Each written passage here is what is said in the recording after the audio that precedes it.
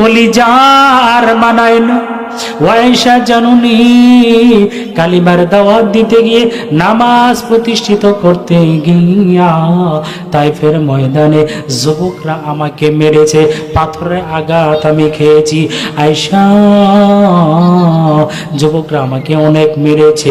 আয়েশা বললেন, ইয়া রাসূলুল্লাহ, ইয়া হাবিবাল্লাহ, ওগো নবীজি, আপনি আল্লাহর কাছে বললে তো আল্লাহ আপনার এই দাগগুলা মোচন করে দিতে পারে, আপনি আল্লাহর কাছে বলেন। নবীজি বললেন, আয়েশা রে, ও আয়েশা, না না না, কিয়ামতের ময়দান যখন কায়েম হয়ে যাবে, ওই কঠিন ময়দানে আমার গুনাহগার উম্মতের জন্য আমি আল্লাহর কাছে যখন সুপারিশ করব, তখন এই তায়েফের ময়দানের মধ্যে যুবকেরা যে আমাকে পাথর মেরেছে, এক একটা দাগের বিনিময়ে আয়েশা রে, আমার গুনাহগার কোটি কোটি উম্মতকে এক একটা দাগের বিনিময়ে জান্নাতে নিয়ে যাব। কোথায় নিয়ে যাবে? জান্নাতে নিয়ে যাব।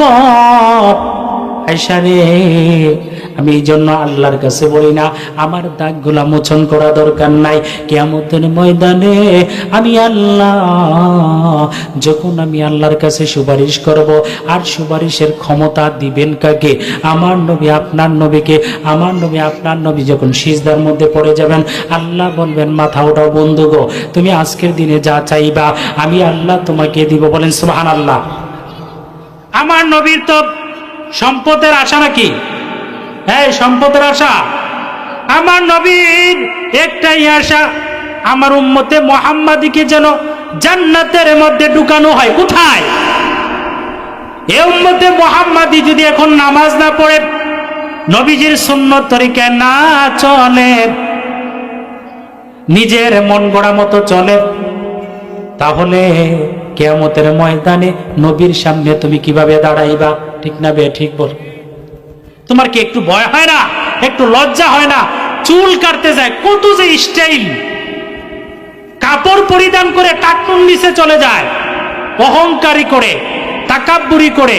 কিন্তু আজ থেকে ১৫০০ বছর আগে আমার নবী আপনার নবী বিশ্ব নবীজি শিখিয়ে দিয়ে গেছেন উম্মতে মুহাম্মাদীকে কিভাবে চুল কাটতে হবে, কিভাবে নখ কাটতে হবে, কিভাবে জামা পরিধান করতে হবে, রাস্তা ডান পাশে চলতে হবে, ওয়াশরুমে, বাথরুমে, হাম্মামে কোন পাও দিয়ে প্রবেশ করবে, মসজিদে কোন পাও দিয়ে প্রবেশ করবে। ঠিক না বে ঠিক বলেন? কিন্তু আমরা মানি না, এই জন্য অধপতন। আমার নবী আপনার নবী বিশ্ব নবীজি উম্মতে মুহাম্মাদীকে জানের চাইতে, জীবনের চাইতে অনেক অনেক বেশি ভালোবেসেছেন। ঠিক না বে ঠিক বলেন? সে উম্মতে মুহাম্মাদীকে নিয়ে যদি কেউ কটূক্তি করে, আল্লাহকে নিয়ে যদি কেউ কটূক্তি করে, তাহলে আপনাদের দায়িত্ব কি?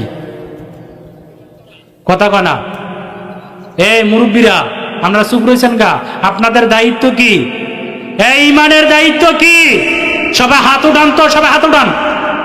যদি আল্লাহকে নিয়ে, নবীকে নিয়ে যদি কেউ কটূক্তি করে, তাহলে আমাদের ইমানের দায়িত্ব কি? আরো জোরে বলেন কি? জীবন দিয়ে, শরীরে রক্ত দিয়ে হলো যারা আল্লাহকে নিয়ে, রাসূলকে নিয়ে কটূক্তি করবে, তারা তসলিমা নাসরিন বোরকা পরে পলায়ন করতে পেরেছে বাংলাদেশ থেকে। কিন্তু আল্লাহর দুশমনকে, রাসূলের দুশমনকে বাংলাদেশের মধ্যে থাকতে দেওয়া হবে না, মুসলমানেরা থাকতে দিবে না। ঠিক না বে ঠিক বলেন?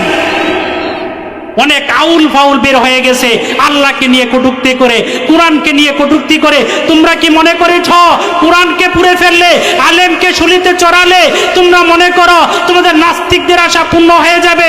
কখনো নয়। বাংলাদেশের মধ্যে তোমরা যদি মনে করো সব লাইব্রেরি, সব কোরআনকে আমরা ফুরিয়ে ফেলবো, বাংলাদেশের মধ্যে হাজার হাজার লক্ষ লক্ষ কোরআনে হাফেজ রয়েছে। ঠিক না বে ঠিক বলেন? তাহলে যারা কোরআনের বিরুদ্ধে কথা বলে, হাদিসের বিরুদ্ধে কথা বলে, রাসূলকে নিয়ে কথা বললে, তাদের পক্ষে কি আপনি যাবেন নাকি? হ্যাঁ, প্রতিবাদ করা দরকার আছে না নাই? প্রয়োজনে মুখ দিয়ে হলে মুখ দিয়ে করবেন, হাত দিয়ে হলে হাত দিয়ে করবেন।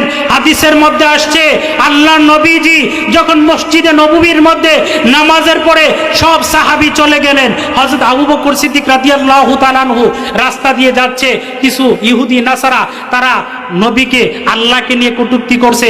আবু বকর সিদ্দিককে বলে তোমার আল্লাহ হচ্ছে ফকিরনি, তোমার আল্লাহ হচ্ছে ফকিরের ঘরে ফকির। আবু বকর সিদ্দিক একটাই বলেছিলেন, আমাকে গালি দাও কোনো কষ্ট নাই, কিন্তু আল্লাহকে নিয়ে গালি দিলে, আল্লাহকে নিয়ে কটূক্তি করলে আমি আবু বকর সিদ্দিক প্রতিবাদ করব, জীবন দিয়ে দিব, তারপরও আমি কি করব না, মানে চুপ থাকবো না। ঠিক না বে ঠিক বলেন? তাহলে এখন যারা যেই সমস্ত নাস্তিক রাসূলকে নিয়ে কটূক্তি করে বাংলাদেশের মধ্যে আপনি দেখবেন অনেক আছে, মানে থুতনির মধ্যে দাঁড়িয়ে আছে, মাথার মধ্যে টুপি, পরনের মধ্যে পাঞ্জাবি, তার আকীদা ভালো নয়। নবীজির লাশ যারা, লাশ মোবারক যারা চুরি করতে গিয়েছিল তাদের পরনে ছিল পাঞ্জাবি, থুতনির মধ্যে ছিল দাড়ি, মাথার মধ্যে ছিল পাগড়ি, হাতের মধ্যে ছিল তাসবিহ, তারা কোরআন পড়তো কিন্তু তাদের আকীদা ভালো ছিল না। তাহলে বুঝতে হবে টুপি মাথার দিলে, পাঞ্জাবি পরলই ইমানদার হওয়া যায় না। ঠিক না বে ঠিক বলেন মুসলমান? তাহলে বুঝতে হবে আকীদা ভালো হতে হবে। আকীদা ভালো যদি না হয় তাহলে বুঝতে হবে আকীদা যদি খারাপ থাকে।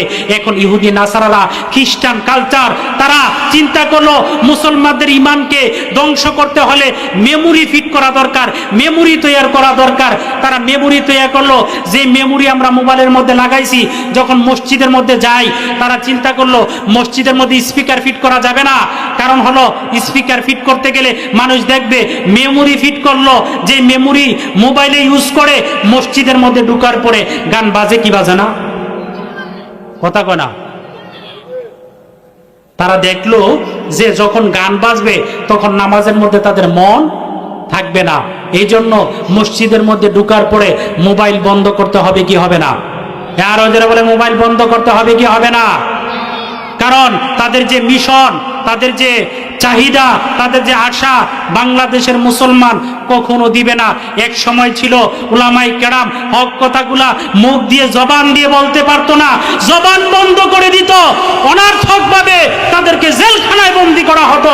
ঠিক না বে ঠিক বলেন? কিন্তু এখন আর এই সুযোগ নাই। উলামায়ে কেরাম জবান দিয়েছে, আল্লাহ হক কথা বলবে। তুমি কি মনে করেছ জেলখানার ভয় দেখিয়ে, শুলিতে চড়ানোর ভয় দেখিয়ে কোরআনকে বন্ধ করতে পারবে না, মাহফিলকে বন্ধ করতে পারবে না? জীবন দিয়ে দিব, তারপর হক কথা বলে যাব। ঠিক না বে ঠিক বলেন? নারায়ে তাকবীর, নারায়ে তাকবীর। আজকের মাহফিল সফল হোক, সফল হোক আজকের মাহফিল। মুরব্বী বাবারা, যুবক ভাইয়েরা, আল্লাহর নবীকে জানের চাইতে, মালের চাইতে, সম্পদের চাইতে কেন আপনি বেশি ভালোবাসবেন? ইন্ডিয়ার জমিনে যেই দুইটা বালক ছেলে আল্লাহর নবীকে জীবনের চাইতে, সম্পদের চাইতে, মালের চাইতে অনেক অনেক বেশি ভালোবাসেছে। ঠিক না বে ঠিক বলেন? ওই দুইটা বালকের মা দৈনিক পত্রিকা পড়তেন। ইন্ডিয়ার জমিনে একজন নাস্তিক আল্লাহর নবীর বিরুদ্ধে একটা কিতাব লিখেছিল। কিতাবটা, বইটার নাম হলো রঙ্গিলা রাসূল। একদিন দৈনিক পত্রিকা পড়তেন। মহিলা যখন এই পত্রিকাটা দেখলেন, বইটা দেখলেন, দেখার পরে মনের মধ্যে বড় কষ্ট। সন্তান দুইটাকে খাবার দিয়া মা আঙ্গিনার মধ্যে চলে গেলেন। মা কান্দে, সন্তান দুইটা খাবার খায়। বড় ভাইয়ের কানের মধ্যে আওয়াজটা পৌঁছে। বড় ভাই ছোট ভাইকে বলে, মা আমার কেন কান্দে? ছোট ভাইরে চলো চলো যাই।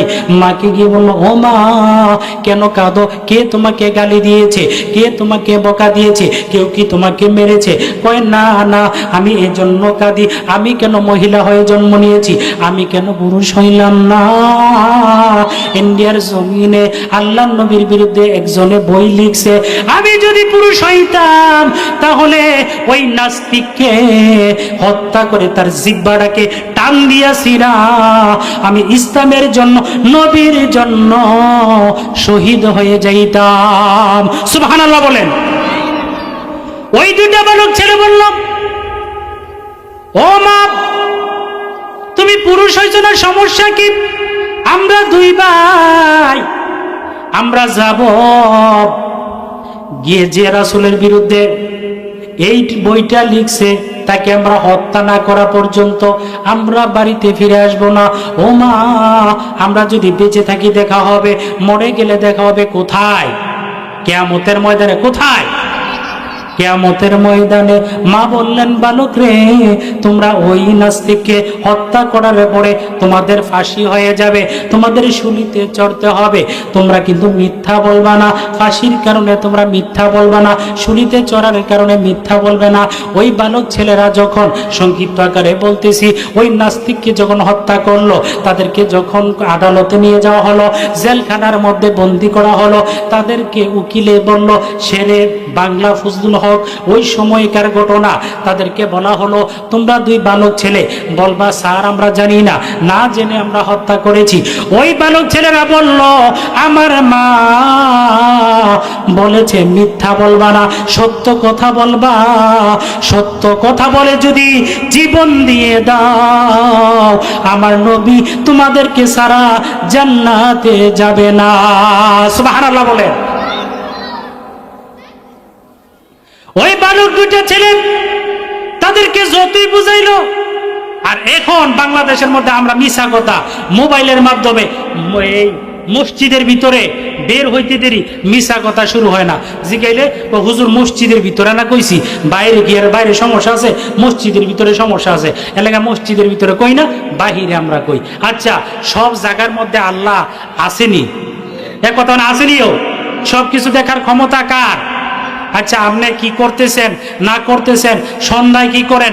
যারা মনে করেন এই বাংলাদেশের মধ্যে এই যে মনে করেন ব্রিজ নির্মাণ করতে গিয়ে এই যে করোনা ভাইরাসের মধ্যে মানুষরে ত্রাণ দিব, গরিবরে তেলের ট্যাঙ্কি হাজার হাজার লাখ লাখ টাকা ঈদের পরিবর্তে, রডের পরিবর্তে যারা বাস দিয়েছে, আল্লাহ দেহে কি দেহে নাই?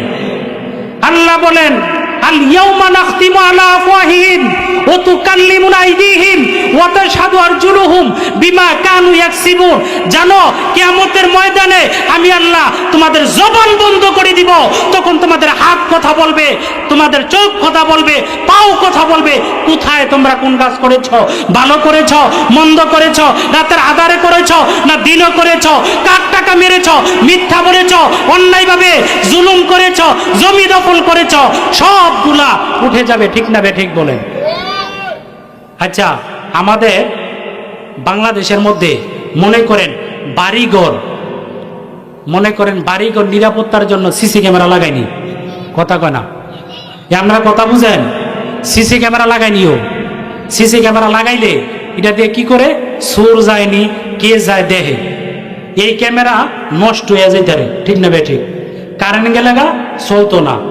আমার আল্লাহ বলেন, ও বান্দা, ও বান্দি, তোমরা মনে করছো তোমরাই চালাক, আমি আল্লাহ আমার চাইতে বড় চালাক। তোমরা যখন তোমরা দুনিয়াতে আসবা, তখন আমি আল্লাহ দুই কাঁধের মধ্যে দুইটা ক্যামেরা ফিট করে দিয়েছি।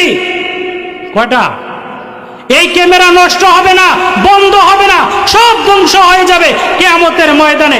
এই ক্যামেরাগুলা সব কি করব, সাইরা দিব, বের করে দিবে কোথায় কি করছো। ঠিক না বে ঠিক বলেন?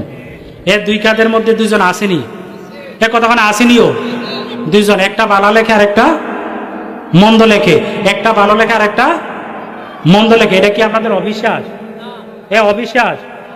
তাইলে এখন আপনি যে গুনাহ করেন, দুই কাঁধের মধ্যে দুই ফেরেশতা, দুই কাঁধের মধ্যে দুই ফেরেশতা থাকে।